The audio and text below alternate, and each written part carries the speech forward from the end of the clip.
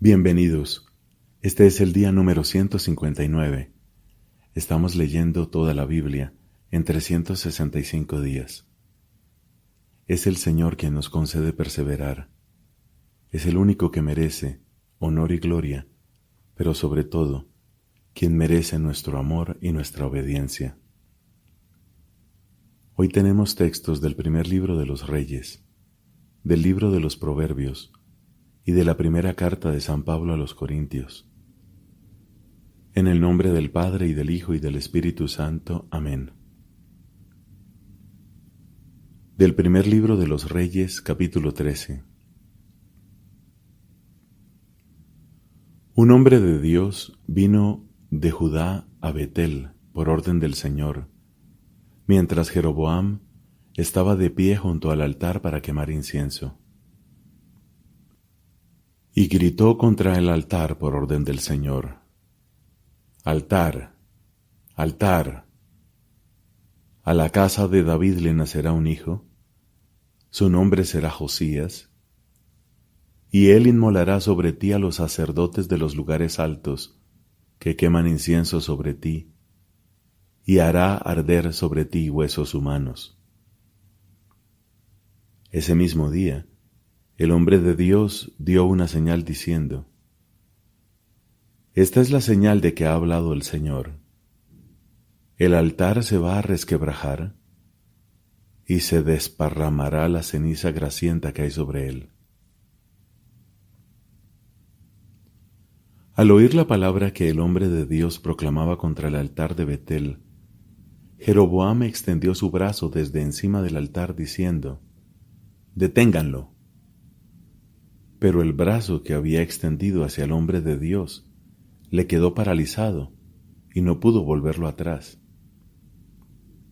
El altar se resquebrajó y se desparramó la ceniza grasienta que había en él, conforme a la señal que había dado el hombre de Dios por orden del Señor. Entonces el rey tomó la palabra y dijo al hombre de Dios: Aplaca por favor el rostro del Señor tu Dios y ruega por mí, para que pueda doblar mi brazo. El hombre de Dios aplacó el rostro del Señor, y el rey pudo doblar el brazo como antes. El rey dijo entonces al hombre de Dios: Entra conmigo en la casa para reconfortarte y te daré un regalo. Pero el hombre de Dios respondió al rey: Aunque me des la mitad de tu casa, no iré contigo. No comeré pan, ni beberé agua en este lugar, porque esto es lo que se me ha mandado por orden del Señor. No comerás pan, ni beberás agua, ni regresarás por el mismo camino. Y se fue por otro camino, sin retomar el que había recorrido para venir a Betel. Había un viejo profeta que vivía en Betel. Sus hijos fueron a contarle todo lo que el hombre de Dios había hecho aquel día en Betel, y también le contaron a su padre las palabras que había dicho al rey. Su padre les preguntó: ¿Por qué camino se fue? Los hijos le indicaron el camino que había tomado el hombre de Dios venido de Judá, y él les dijo: Ensíllenme el asno. Le ensillaron el asno y él se montó. Luego se fue detrás del hombre de Dios y lo encontró sentado bajo el terebinto. ¿Eres tú el hombre de Dios que vino de Judá?, le preguntó. Así es, respondió él. Entonces el profeta le dijo: Ven conmigo a casa a comer algo. Pero el otro replicó: No puedo volver contigo ni acompañarte.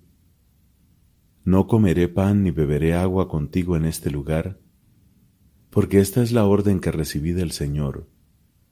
No comerás pan ni beberás agua cuando estés allí, ni regresarás por el camino que tomaste a la ida. El otro le dijo: Yo también soy profeta como tú, y un ángel me dijo por orden del Señor: Tráelo contigo a tu casa para que coma pan y beba agua. pero en realidad le estaba mintiendo. Así el hombre de Dios regresó con él y comió y bebió en su casa. Mientras estaban sentados a la mesa, la palabra del Señor llegó al profeta que lo había hecho volver, y éste gritó al hombre de Dios venido de Judá. Así habla el Señor. Porque has sido rebelde a la orden del Señor, y no has observado el mandato que te dio el Señor tu Dios. Porque has regresado, y has comido pan y bebido agua en el lugar del que te había dicho, no comas pan ni bebas agua allí. Por eso, tu cadáver no entrará en la tumba de tus padres. Después que él comió y bebió, el profeta le ensilló el asno, y el hombre de Dios emprendió el camino de regreso. Pero un león lo encontró en el camino y lo mató. Su cadáver quedó tendido en el camino, y el asno y el león permanecieron de pie al lado de él. Unos hombres que pasaban por ahí vieron el cadáver tendido sobre el camino y al león parado junto a él, y fueron a dar la noticia a la ciudad donde vivía el viejo profeta. Cuando se enteró el profeta que lo había hecho volver atrás, dijo: «Es el hombre de Dios que se rebeló contra la orden del Señor. El Señor lo entregó al león que lo destrozó y lo mató, según la palabra que le había dicho el Señor». Luego dijo a sus hijos: «Ensíllenme el asno». Cuando se lo ensillaron, él partió y encontró el cadáver tendido sobre el camino, mientras que el asno y el león estaban de pie junto al cadáver. El león no había devorado al cadáver, ni había despedazado al asno.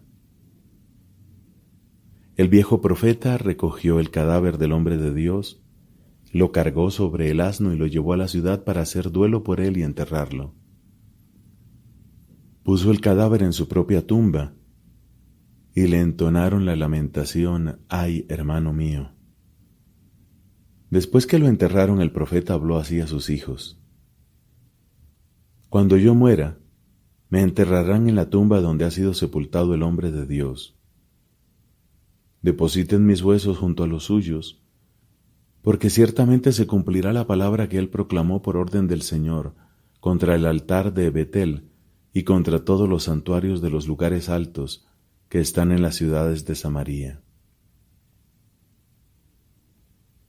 Después que sucedió esto, Jeroboam no se convirtió de su mala conducta. Volvió a instituir como sacerdotes de los lugares altos a personas tomadas del común de la gente. Todo el que lo deseaba era investido por él y se convertía en sacerdote de los lugares altos. Esto fue una ocasión de pecado para la casa de Jeroboam y provocó su destrucción y su exterminio de la faz de la tierra. En aquel tiempo cayó enfermo Abías, hijo de Jeroboam.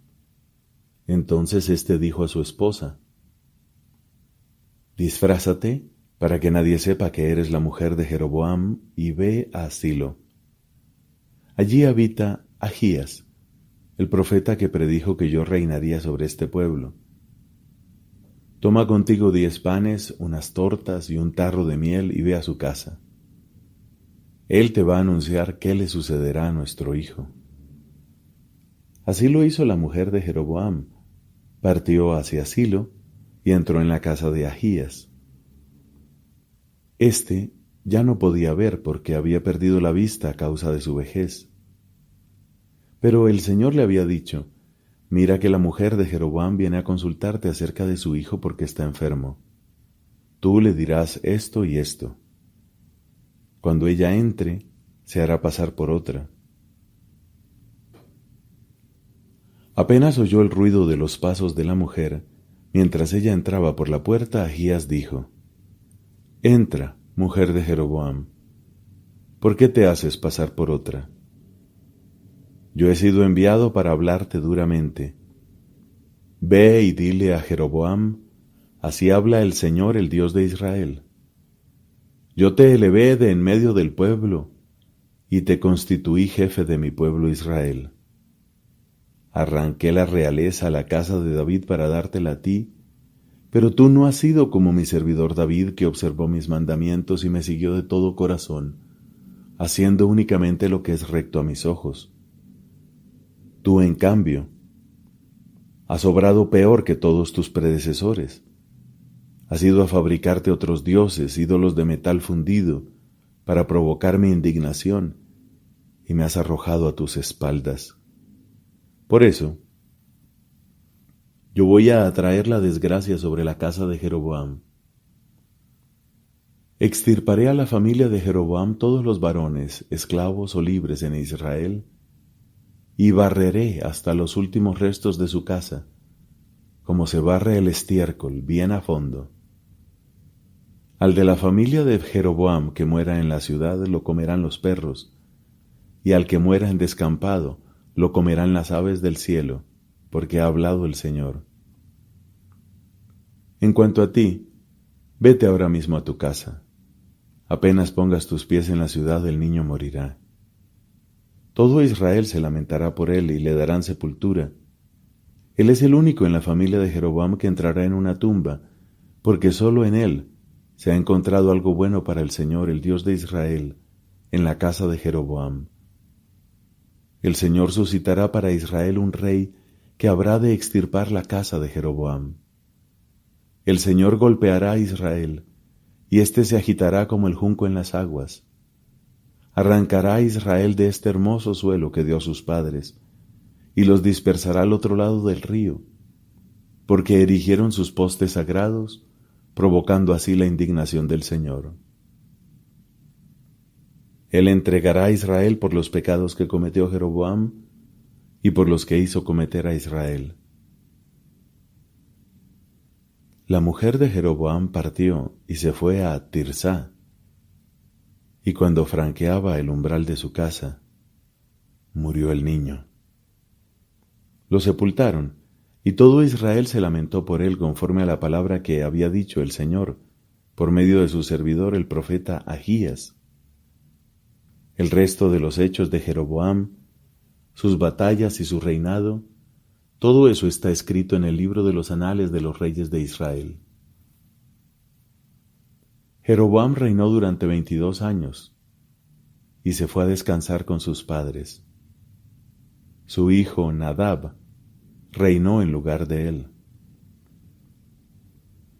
Roboam, hijo de Salomón, reinó en Judá. Tenía 41 años cuando comenzó a reinar, y reinó 17 años en Jerusalén, la ciudad que había elegido el Señor entre todas las tribus de Israel para poner allí su nombre. Su madre se llamaba Naamá, la amonita. Judá hizo lo que es malo a los ojos del Señor, provocando sus celos más que todos sus antepasados con los pecados que cometieron. También ellos se erigieron lugares altos, piedras conmemorativas y postes sagrados en cualquier colina elevada y bajo todo árbol frondoso. Incluso se llegó a tener en el país hombres dedicados a la prostitución sagrada.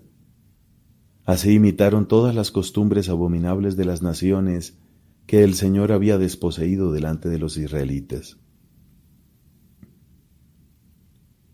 El 5.º año del reinado de Roboam, subió contra Jerusalén Sisac, rey de Egipto, y se apoderó de los tesoros de la casa del Señor y de la casa del rey. Se apoderó de todo, incluso de los escudos de oro que había hecho Salomón. En lugar de ellos, el rey Roboam hizo unos escudos de bronce, y se los confió a los jefes de los guardias que custodiaban el acceso a la casa del rey. Cada vez que el rey iba a la casa del Señor, los guardias los llevaban y luego los volvían a dejar en la sala de guardia.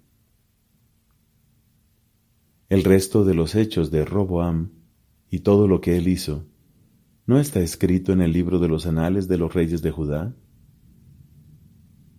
Entre Roboam y Jeroboam hubo guerras continuas. Roboam se fue a descansar con sus padres y fue sepultado con ellos en la ciudad de David. Su madre se llamaba Naamá la amonita. Su hijo, Abiam, reinó en lugar de él. Palabra de Dios. Te alabamos, Señor. Comienzo del libro de los Proverbios, capítulo 1. Proverbios de Salomón, hijo de David, rey de Israel, para conocer la sabiduría y la instrucción, para entender las palabras profundas, para obtener una instrucción esmerada, justicia, equidad y rectitud, para dar perspicacia a los incautos y al joven ciencia y reflexión.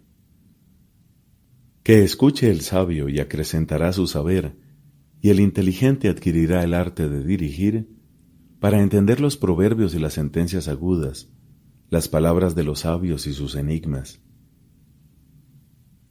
El temor del Señor es el comienzo de la sabiduría. Los necios desprecian la sabiduría y la instrucción. Escucha, hijo mío, la instrucción de tu padre, y no rechaces la enseñanza de tu madre, porque son una diadema de gracia para tu cabeza y un collar para tu cuello. Hijo mío, si los pecadores intentan seducirte, tú no aceptes. Si ellos dicen, ven con nosotros, tendamos una emboscada sangrienta, acechemos por puro gusto al inocente, traguemos los vivos como el abismo, todos enteros, como los que bajan a la fosa. Hallaremos toda clase de bienes preciosos, llenaremos nuestras casas con el botín, tendrás tu parte igual que nosotros, todos haremos una bolsa común. Hijo mío, no los acompañes por el camino. Retira tus pies de sus senderos, porque sus pies corren hacia el mal y se apresuran para derramar sangre. Pero en vano se tiende la red, si pueden verla todos los pájaros.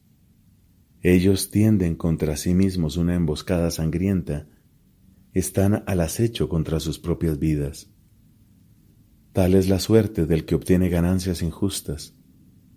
Le quitan la vida al que las posee. Palabra de Dios. Te alabamos, Señor. De la primera carta a los Corintios, capítulo 7, versículos del 25 al 40. Acerca de la virginidad, no tengo ningún precepto del Señor, pero hago una advertencia, como quien, por la misericordia del Señor, es digno de confianza. Considero que por las dificultades del tiempo presente, lo mejor para el hombre es vivir sin casarse. ¿Estás unido a una mujer? No te separes de ella. ¿No tienes mujer? No la busques. Si te casas, no pecas. Y si una joven se casa, tampoco peca. Pero los que lo hagan, sufrirán tribulaciones en su carne que yo quisiera evitarles.